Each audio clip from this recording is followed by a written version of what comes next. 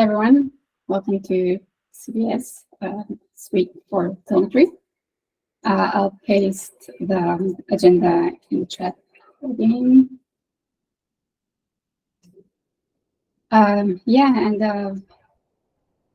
This release cycle is going to be shorter, but we want to have a brainstorm session with everyone to come up with ideas for the next release. So the first topic is about cluster contents. That is something that we've been discussing with Sam, and Sam is here on the call. So if you want to take us through that, that'd be great. I pasted the content of the other document into an Etherpad, so everyone can see that. Let's see if I can find the document. What's the name of the Etherpad? I just shared it. So the first one, yeah, we don't have history in the chat, so that'll be cluster contents telemetry. Yeah.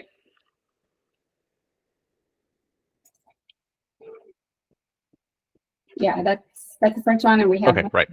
Yep. Sorry, I needed a reminder.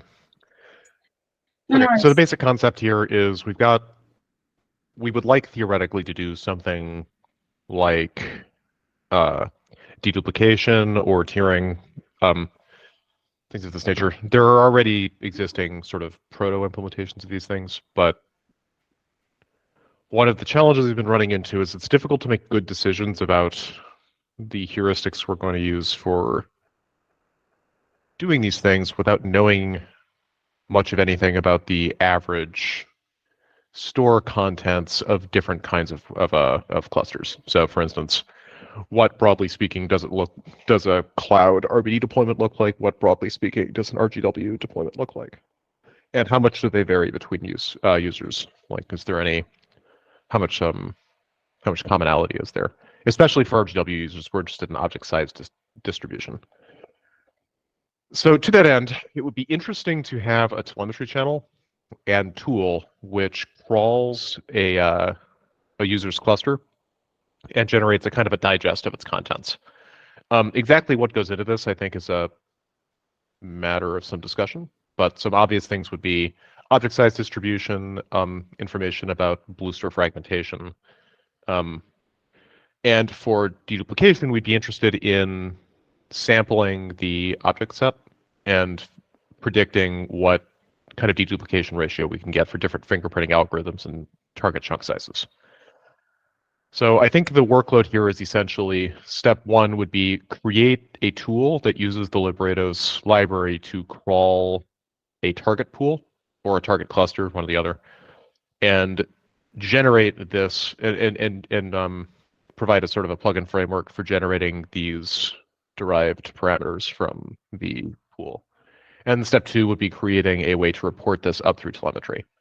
There are some little challenges here. The crawling process could take a while, and we don't want it to interrupt client I/O. So it needs to be pausable and resumable, and it needs to be throttled so it doesn't, affect foreground work too much. It would be a bit of a stretch to say that this is planned for S, since no one has actually volunteered to work on it. But if anyone's interested, let me know. Yeah, and I wonder, so. Sorry, I wanted to say one other thing. Last time I looked at the sort of literature for this stuff, there had been a Microsoft Azure paper, if I'm remembering correctly, from a while ago that talked about some of their large-scale cluster workload characteristics, but there just isn't much like this in the literature. It would be great, I think, actually, not just for Ceph users, but for kind of everyone, to have this kind of information available publicly. Obviously, this can't be the kind of thing that gets turned on by default. A user would have to do this on purpose and then be willing to give us the data. But I think a fair number of users probably would be. So. Right, and we heard actually at Ceph.com that several users were happy to share such information, which is good news. There wouldn't have to be anything additional other than the existing setup, the existing opt-in setup, right? A little bit more. They would need to actually, whatever this tool is, the existing telemetry machinery isn't like well tuned to, or isn't already set up, I think, to do background work. So somehow the background work has to be kicked off, and then that stuff needs to be slurped up into telemetry. So it's probably a two-step process. You have to deliberately do this thing, and then you have to enable the channel. Because we probably want to make it so that people can run this tool and then keep the contents to themselves, if they wish. I see. Makes sense. And how would you, so like in very busy clusters, we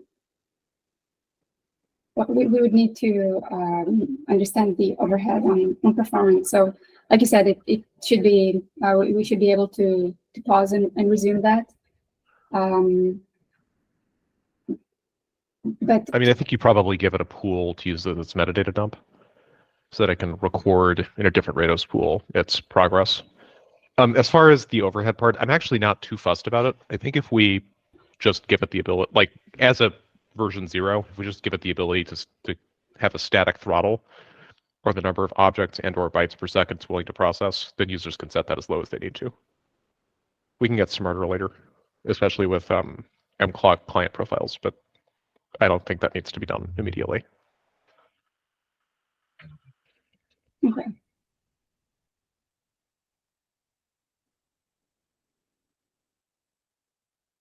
I mean, would it make sense as a first step to do this like an offline operation that a user just intentionally does when they know that the load is going to be low, and then and later, like kind of what we did with the read balancer stuff, right? And then incorporate it with throttling as an online operation.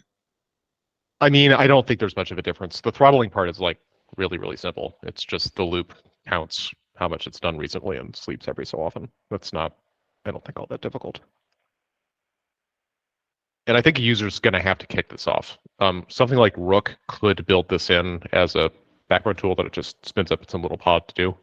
But for everything else, I don't think Ceph ADM has an obvious way to do this kind of thing. So I think a user will have to pick a machine and actually run it. Or use their own orchestration framework to do it. Later on, we can build it in Ceph ADM or something, but not as worried about that for now.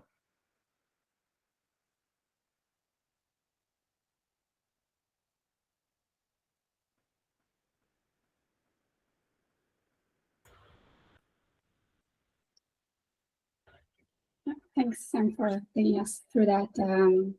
Does anyone have any questions on the subject, or comments, ideas?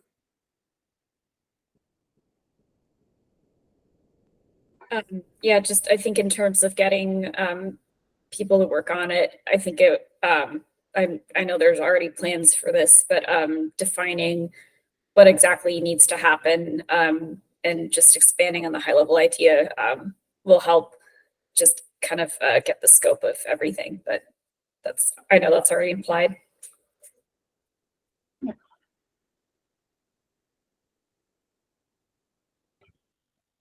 Yeah.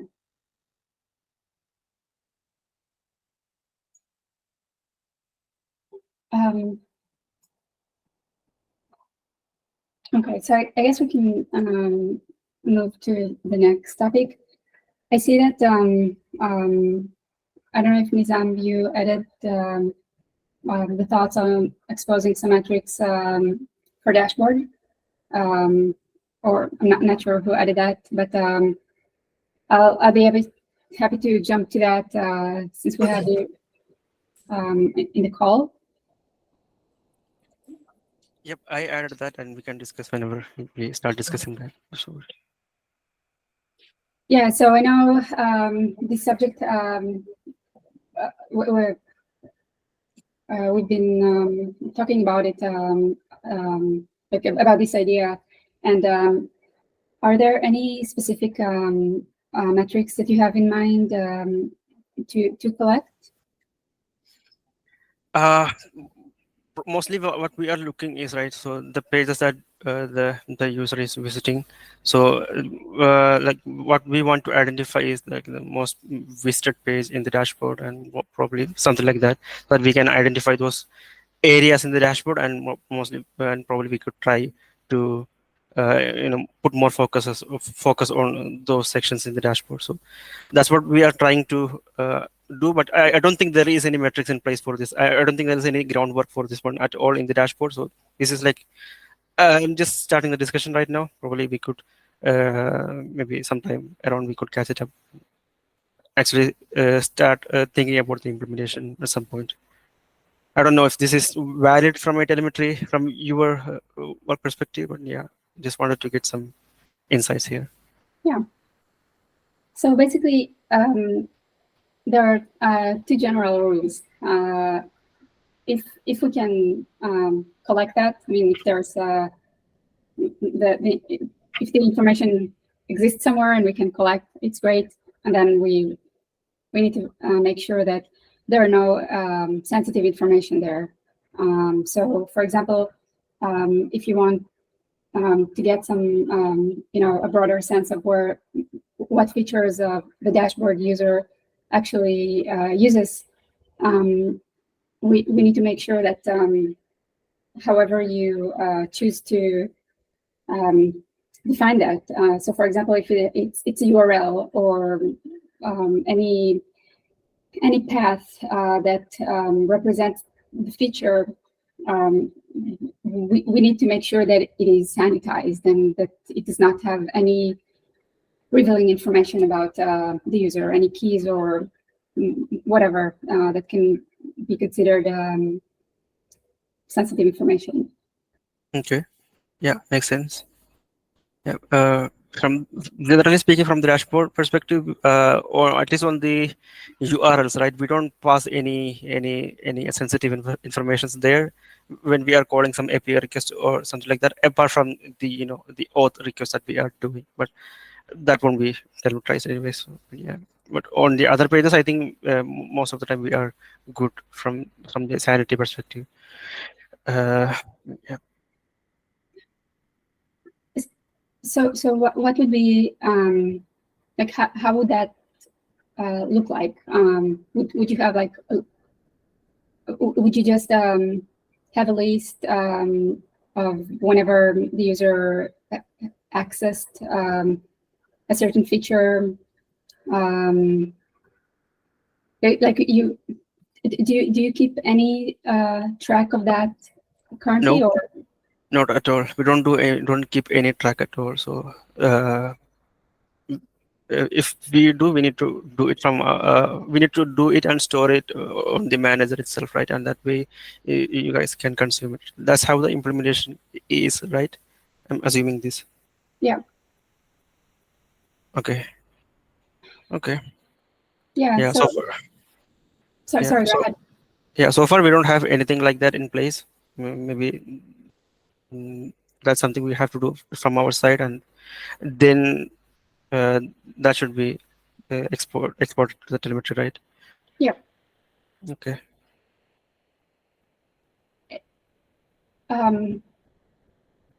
Yeah, and would daily resolution for that, like if daily frequency would be? No, I need to start this discussion within the team itself. Then probably later on I will come back to you with more clarity here.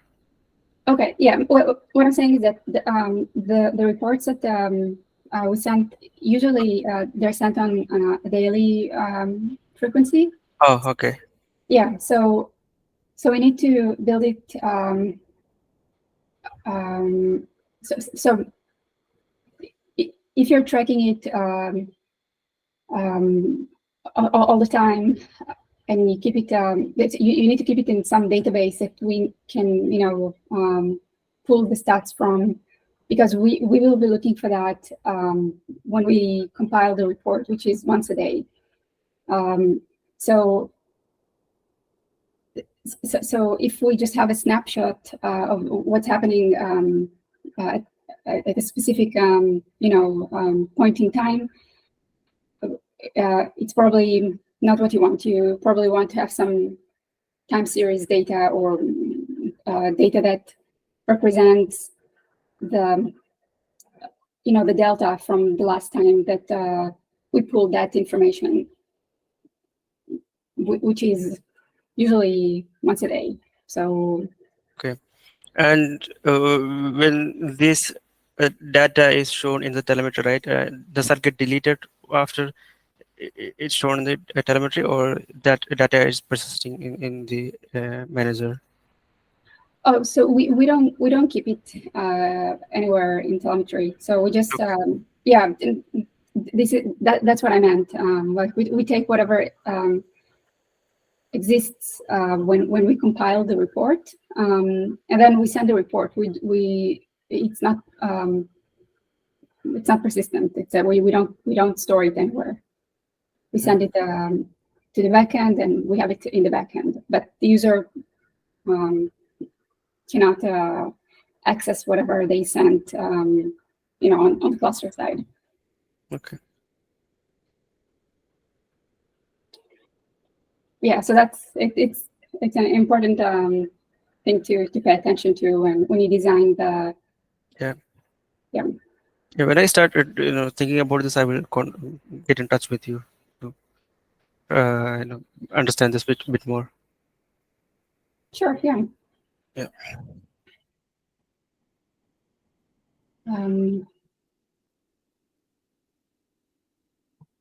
Cool. Does anyone else have any questions or ideas about this topic?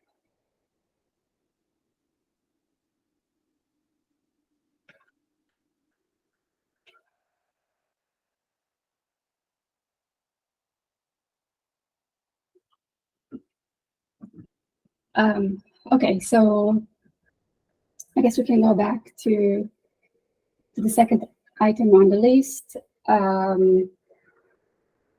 Yeah, so this is something that every now and then we discuss the idea of having a callback option to let the user know according to the data that they're sending, if there's some discrepancies in their configuration, and have some basic analysis for the user. Again, according to some analysis that we will be doing at the back end. This is quite, it's not straightforward. It means that we need to identify exactly what to collect from the config options, because currently we don't send the values of the config options. We send the keys, but not the values, because they can contain some sensitive information. So if we want to have some sort of basic analysis, we'll have to identify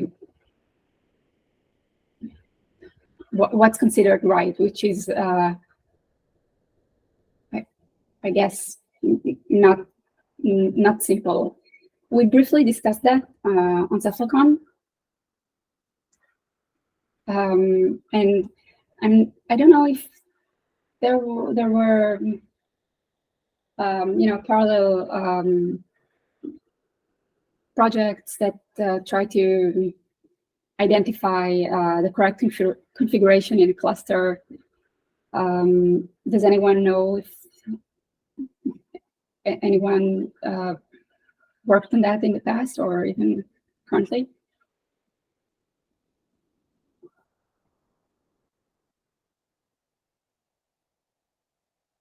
Sorry, can you repeat the question? Yeah, so I wonder if there was any work done on field of identifying the like how correct is the configuration of a cluster. So some programs, some script that can pull certain information from the cluster and understand that it's prone to errors in the longer term, or that things are optimized, like the configuration is basically it looks good.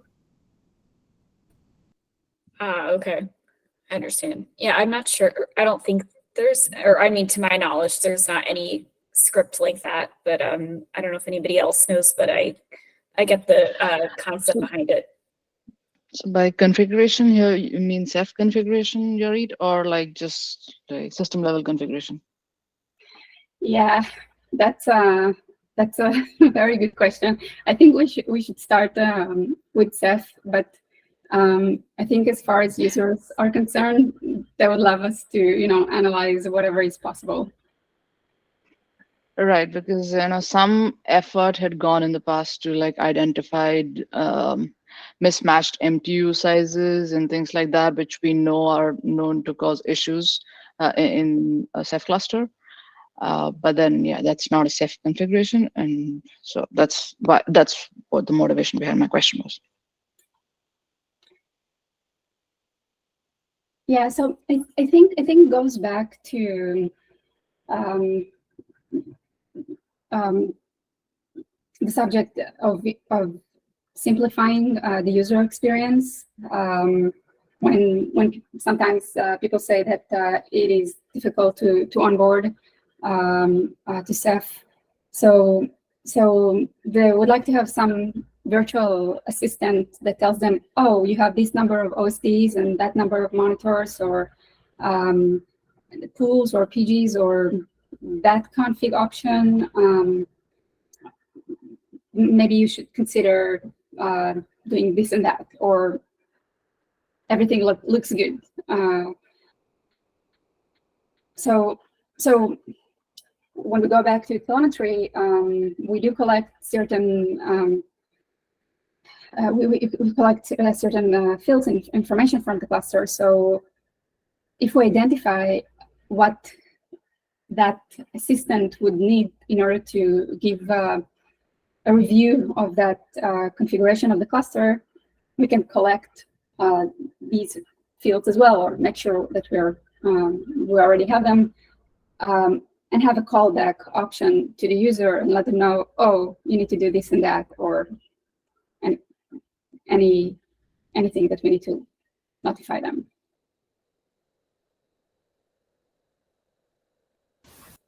I know Wade asked at one point about Ceph doing something like this, specifically with the way we've placed the daemons, like, oh, like if you put the monitors with these other daemons, maybe you shouldn't be co-locating them here, you should put them over there, whatever, stuff like that. But I think we ended up not doing it because we had too difficult of a time commit with good universal rules that work for that. Like there's some that make sense for like bigger clusters versus smaller clusters, and there's some that maybe your particular setup, like that node has more resources than the other one, so UFE makes more sense to put that there than to not co-locate the daemons. So we just had a hard time commit with rules that worked all the time. Because obviously Ceph already has the information on where all the daemons are, but we couldn't come up with anything that I don't know, it would always work, and so we kind of scrapped it, the idea there. Adam, I missed the first part of your of what you said. Can you please repeat just what you said at the beginning? What did I say at the beginning? I think it was just Ceph was going to look at something similar to this, specifically for where you're putting daemons. Like, for example, like there's general advice about, like on your admin node, you maybe want the manager here, but maybe you don't want to co-locate the OSDs with that because you use too many resources, stuff like that. But we had too much trouble coming up with good universal rules to get that to work. So we ended up kind of scrapping the idea. I don't know if you would probably run into the same sort of issue there, but I think that's definitely the hardest part with this, is not getting the information and everything. It's what are the actual good rules that you can apply to all the clusters. Because you don't want to be giving like somebody an annoying warning saying that your thing is wrong when they've already thought about it and they know what they're doing. So we scrapped it for that reason. So that would be the hard part, in my opinion, if you want to do something like this. And you said it happened. You thought of doing it in Pacific? No, in Ceph ADM. Not in any particular reason. It was probably the Quincy cycle when we were thinking about it.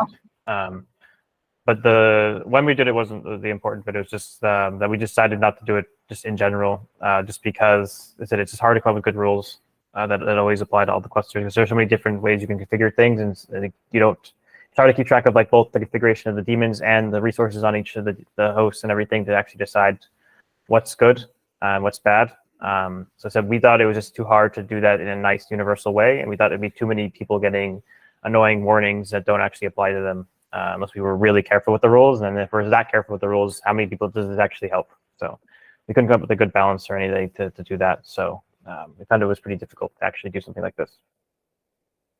And the initial thought of creating the rules, was it based on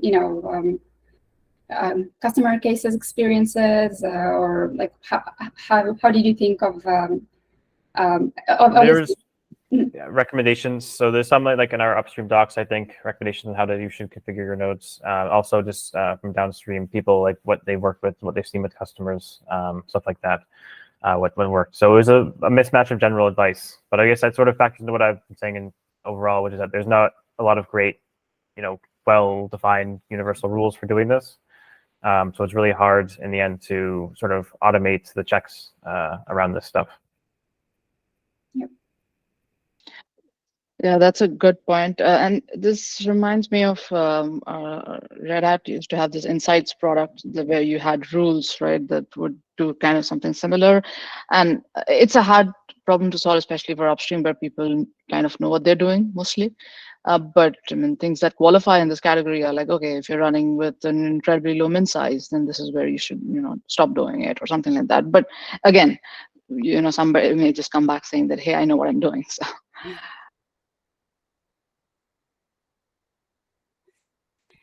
Another layer to think about it too is if there is something like this, it's really depends on use case. Kind of like what Adam was saying about it being very broad. What you could do if you wanted to pursue this is narrow it down into different use cases. Like, do we want to focus on the separate different workloads, or I'm thinking of an article that several of us wrote about the PG autoscaler, about like best practices with the PG autoscaler. So you could perhaps like implement something about best practices within the PG autoscaler. So thinking about it more in a modular way like that, dividing it into either workloads or services might help if you go and pursue this. I also suspect that solving this problem in the general case is probably very hard. Another approach would be to use config profiles to do essentially what Laura's describing. Each component would basically come up with, for Bluester, for instance, different Bluester profiles for different workload types. I suspect it will be difficult to infer from telemetry data very much confidence, is I think my concern. But the other direction would be if we start thinking about what telemetry would hypothetically need in order to make predictions like that. I think they'd be useful even without a feature like this. It would help, for instance, in my example, the Bluester team, try to identify in the wild what config settings seem to be valuable for affecting performance, latency, or reliability. But to do that, telemetry would need to capture information like that. So even if it didn't auto-tune it, having the information would still be valuable, is I think my thesis here. And what frequency do you think this information needs to be collected? It depends on the information, and it depends on what we want to do. I don't know. For latency and throughput data, I don't think frequency is necessarily the important constraint. Whatever the frequency we collected at, it's not going to be so high frequency that you can see trends in the immediate workload over time. So we're talking about histograms and compiled data anyway. So I'm not sure frequency is a very sensitive parameter here. We'd be doing something more like collecting per OSD, I don't know, latency and throughput histograms or something Yeah, for each collection period. Yeah, some of these we already collect. So it will be really good if we can identify exactly what else needed to be collected in order to come up with a decent analysis on our side. Even before we send it back to the user or have it available somewhere. Is this the config profiles? Is this something that Matan is working on now, or is this the I same? think that's right, yeah. This got covered in one of the previous, in the core stand-up, Right. or the core. Yep, right. The idea would be we can create pre-canned, much like what we did for mClock, but in a more general, less frustrating to code way, where we can give sort of a collection of pre-canned profiles that users can just apply as a step. Later on, it may even be expanded to allow users to apply multiple at the same time and define their own, but it's future work, probably.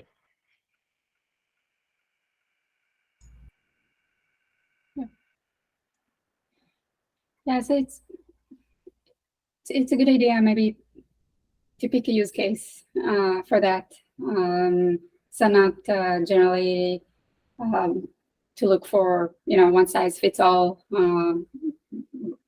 prediction or recommendation, and maybe just start with simple use case that we look at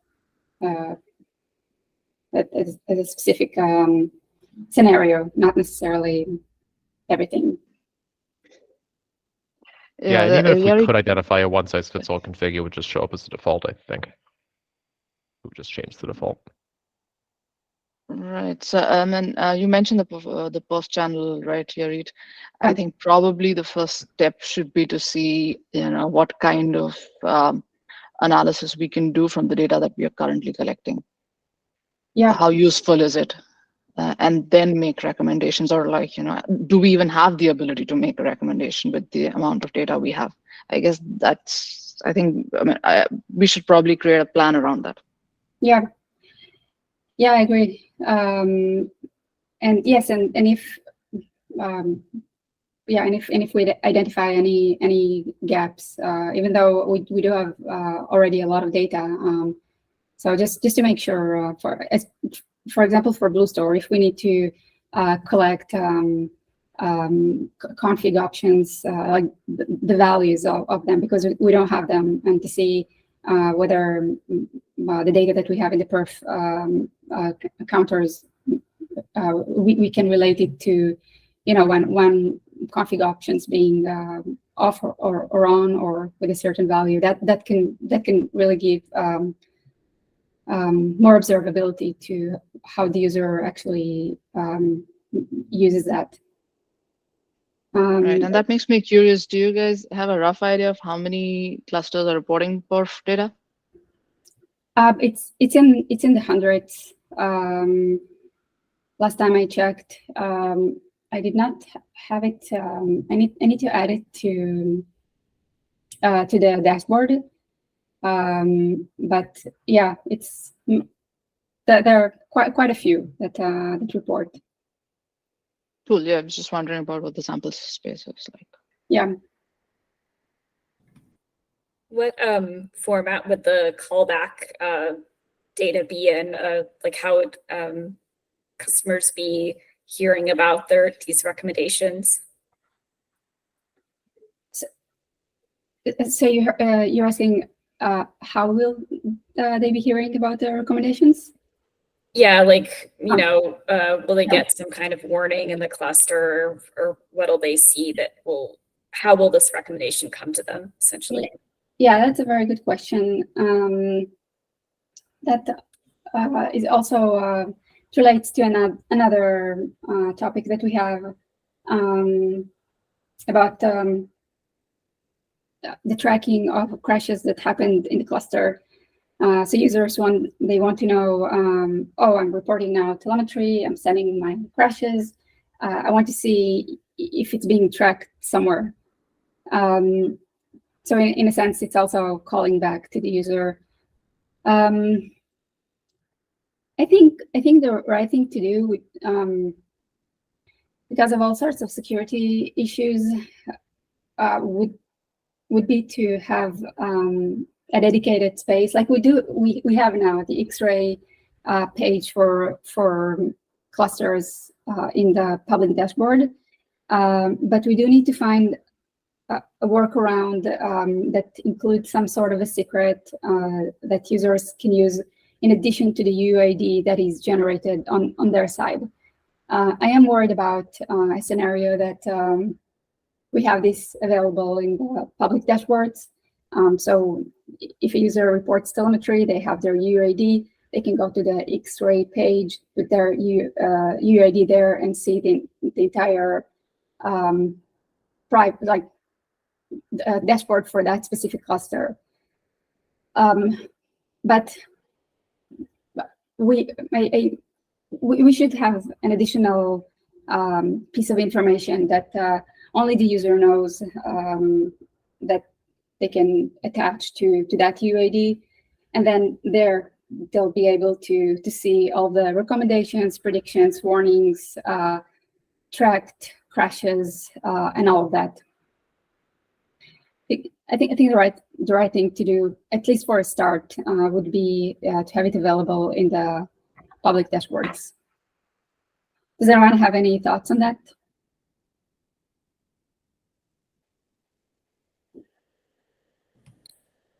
Yeah, I think that sounds like a good idea, and I like the idea of having like a personal dashboard that you could check. And I wonder if it'd be better to like, you know, how the Ceph dashboard has goes into a warning state when there's a problem. Would it be kind of like on the user to check this dashboard whenever they feel like it, or would they get some kind of warning in there somehow that they should go check it? I'm not sure, just a thought, but in any case, I think it's a cool idea.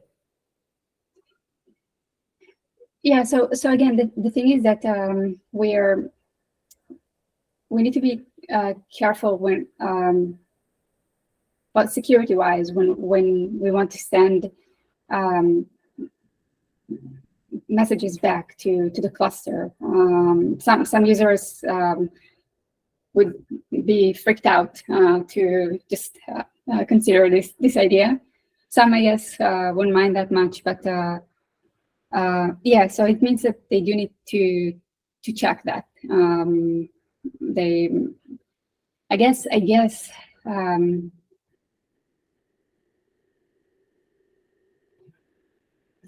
I guess we can add some notifications, like email notifications, if something important happened. If they provide one, I guess that can happen. But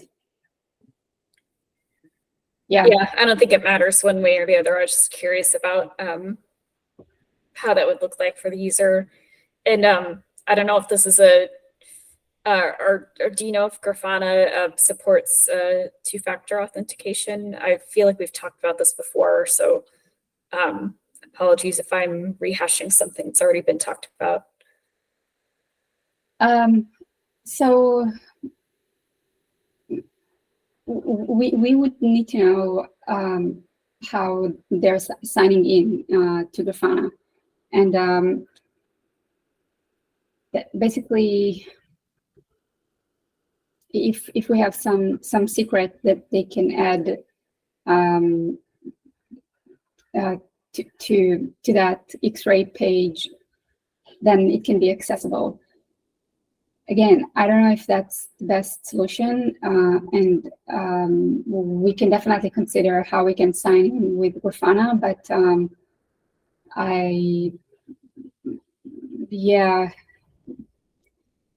we need to understand how to map the UID, because this is basically the identifier for the cluster, and that's what the user knows. Yeah, if I guess we will need to associate it with an email, but then again, not all customers users would like to provide an email. Some would just just want to have a random UID.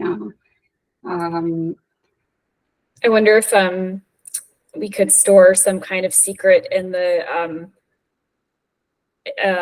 telemetry report that isn't report. Well, I know the whole report is sent, but somewhere else then in the cluster that isn't sent to us, so that they would have this secret on their cluster and then use it that way.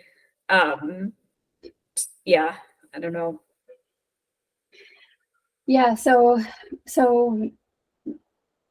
I think the secret, we should somehow get it from an external source. So if someone has an access to a report, they can basically figure out the UID and the secret, and then they're able to log in to that X-ray page and see that. So if we can think of like a separate external source of having that secret, that would be more secure. I think that, yeah, I think we can continue this this discussion, since we have just a few more topics on the list, if it's fine. Yeah, I didn't realize time's almost running out. No worries. Actually, I want to jump to the crash grouping optimization. So I don't see Adam in the call, Adam Bluestar, but he suggested. Oh, sorry, I'll give a short background. So you know that we're sending the crashes, the metadata of the crashes in the crash channel in Telemetry, and then in the back end, we process them and we group them, and we have an entire dashboard for crashes, so everyone can log in and search for crashes by frames in the backtrace, or all the crashes that happened in a specific point release or any release, and then, or just see all the crashes that happened last week, or and so on. But the thing is that the grouping of the signatures can be, well, we need to find probably a finer balance there, because what we currently do is we're taking the backtrace, and then we sanitize it, we remove all addresses and offsets, and then we remove certain frames whatsoever, and then we add some assert data to that, and we create a signature from this input. And then we have a crashes bot that takes all of these signatures and basically map them to Redmine issues. So you probably saw that during bug scraps, or when you just look for a frame in a backtrace, you might see results in Tracker. There could be some optimizations for these algorithm, yeah, and Josh had some good ideas in the past to like what we can filter out and what we can replace or remove whatsoever from the frames. And now Adam came up with a very interesting idea. So for all crashes that have in their backtrace any RocksDB frames, he suggested that we remove all of these frames except for the first frame, because it doesn't matter what happens within RocksDB. It just matters what we asked for it in the first place. And this potentially can reduce the number of noise, the amount of noise, sorry, that we have when we create signatures with these frames in them. So that's the background and some updates on the recent developments of ideas. I'm curious to hear if anyone has any experience with the issues that were opened by the telemetry bot in Redmine, and if you have any suggestions how to improve the grouping.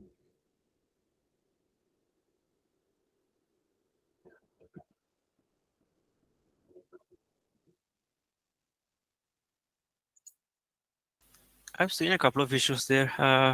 Does it, filter by the component that is going raised to, or does it default to just a single component? You mean when the bot opens the issue? Yes. Yes. Yeah. Yes. So it's a great question. Basically, we're looking for certain identifiers in the crash itself to understand how to what project to assign it to. So, for example, if something says dashboard, we will assign it to the dashboard project in Tracker. If it says Blue Store, we'll assign it to the Blue Store project. But if you see things that are categorized, please let me know. And if there's any suggestion to improve the assigning process. Yeah, will do. Also, right, this is identified via the logs or the crash traceback that you get. Yeah, so just the metadata of the crash. We don't have any logs from the cluster. So you mean by identify, you mean how we create the signature for each crash? No, I mean the categorizing. Oh, okay, sorry. So for categorizing, yeah. So we look at the backtrace. Okay. Yeah. If we look at the backtrace, and we actually look at the type of the process. So sometimes, it would say Ceph manager, so we'll assign it to the manager.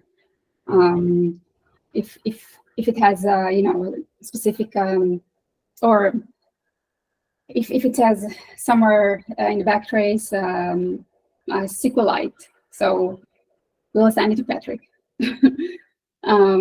Or anything that can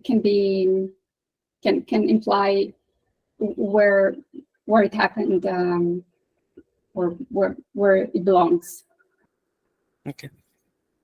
Yeah. So the backtrace and I think it's process name. Yeah, process name in like a metadata field for that crash. Mm-hmm. Thanks. Nizam, did you see crashes like tickets in Redmine that looked duplicated to you somehow? I seen duplicated issues before in the Redmine, but I haven't checked it thoroughly to see what's the actual issue is. But for the dashboard, right, the most helpful thing would be the traceback from the Python or somewhere like that. But the other things that doesn't help much, I guess. Yeah. Yeah, so if you see anything, like if the bot opened 5 issues for an issue that you think is duplicated and you see the backtrace has very minor changes that we can, take care of before we create a signature. So if you can look at the differences and say, oh, we should omit this and that, and then the input for the signature would be identical. So we would have eventually just one signature and open just one ticket, one issue in Redmine. So that would be great to reduce the noise. Yeah. Also, is there a tag that I can search for these all bot created issues?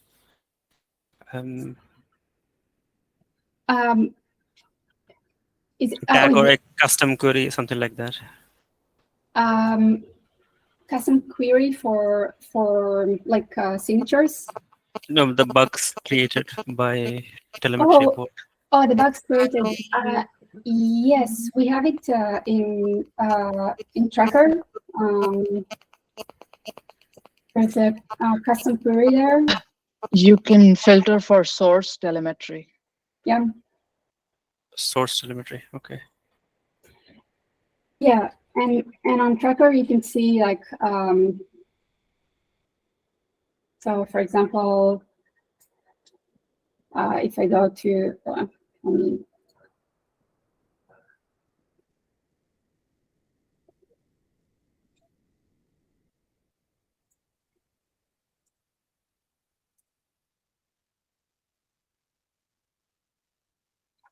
can you see my screen?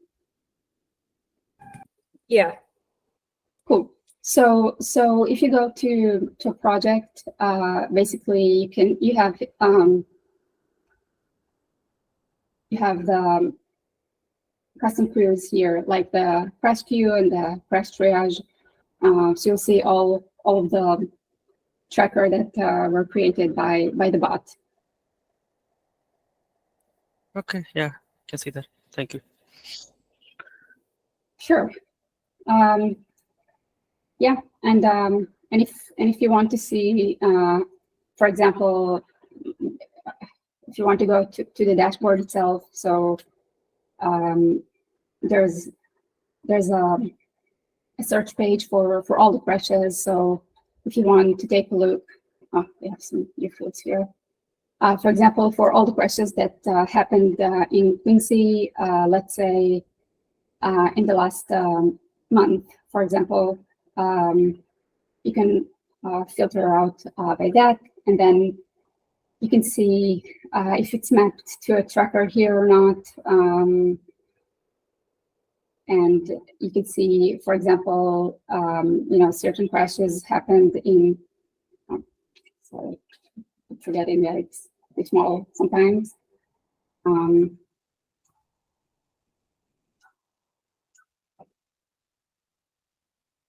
Is this better?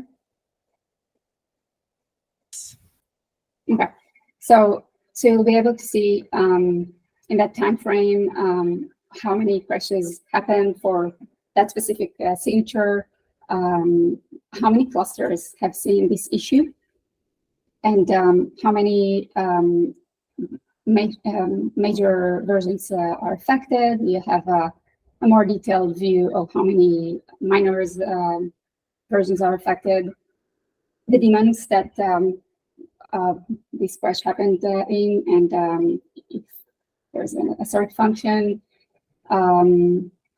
If it's Python exception, you'll see that here as well. So tons of searches are possible with the dashboard, with this dashboard. So it helps to just search directly here, because we currently do not sync it all the time, because we still try to come up with a better grouping and to prevent noise in Tracker. So for example, if you want, like, if you go to a specific signature page, you can see when it was last reported or first reported, how many crashes happened and how many clusters were affected, and you see a breakdown by the versions. And here you can also search. You can see, for example, the frame in the backtrace. And if you click on that, you'll see all of the other signatures that contain that specific frame. So that can be very useful, when you want to look for new crashes that happened in a certain version and so on. Okay. Yep. Thank you. And I see Laura pasted the dashboard tracker. So yeah, thank you for that as well. But I think Yeah. the project is getting assigned to manager rather than the dashboard. Oh, okay. So let me know and I'll fix that. Yeah, and we have a dashboard project under the manager. So it comes to Okay. there. That's where we mostly look for issues. Oh, I see. So that's a sub project in Redmine. Yes, which is under manager, MGR. Okay. All right.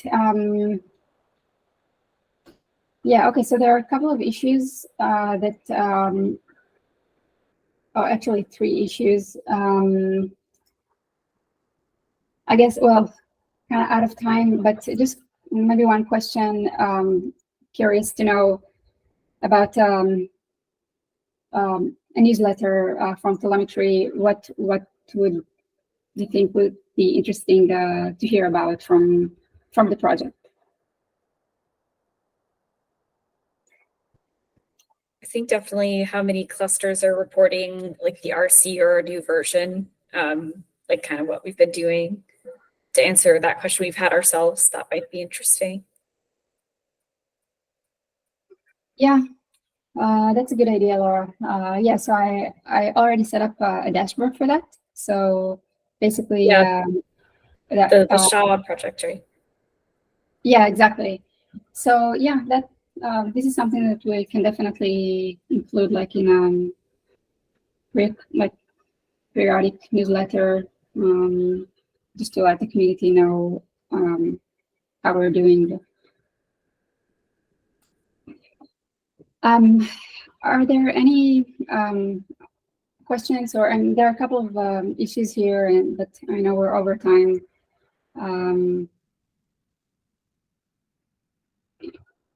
Was there anything urgent or something that anyone wanted to bring up?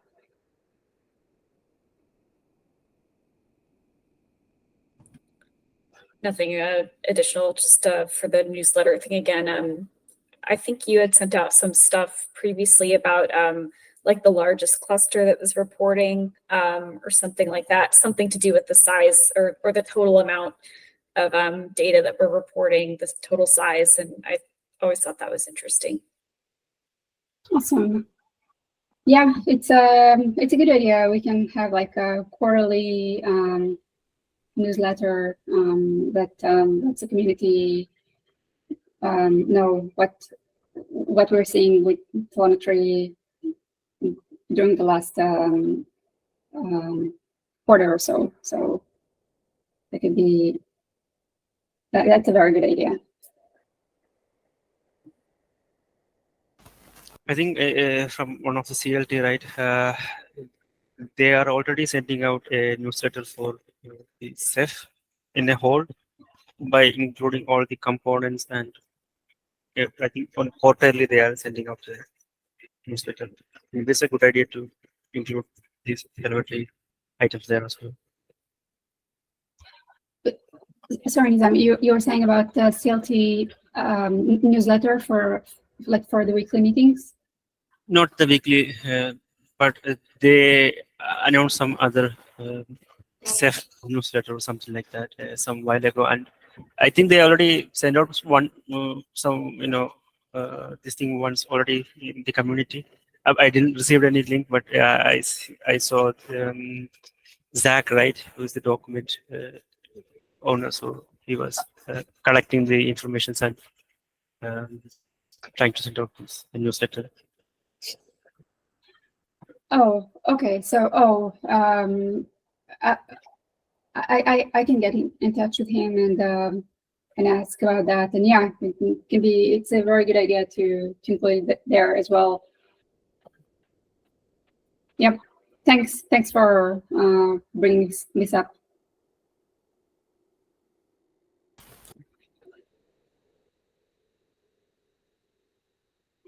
All right. So yeah, I guess if no one else has any questions or ideas or anything, I guess we can call it a meeting. Or I think it was a very good session, and thank you everyone for the great feedback. Have some good ideas. Thanks, Yuri. Thank you, everyone. Yeah. There's some other sessions today, right? Probably the documentation one is happening right now. Yeah, I think it is. Okay. So we'll see you guys there. Yeah. Thanks, everyone. See you. Bye. Thanks. Bye. Thanks. Bye.